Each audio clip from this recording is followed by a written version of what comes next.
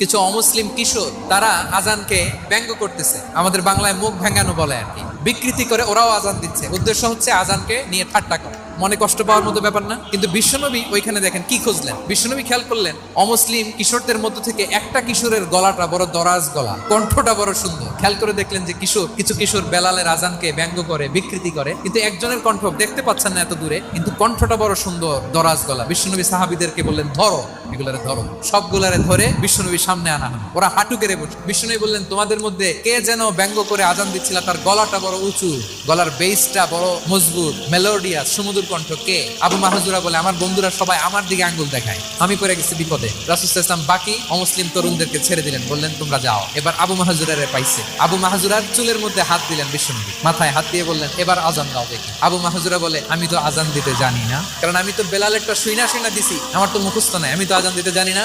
বিশ্বনবী বললেন জানো না?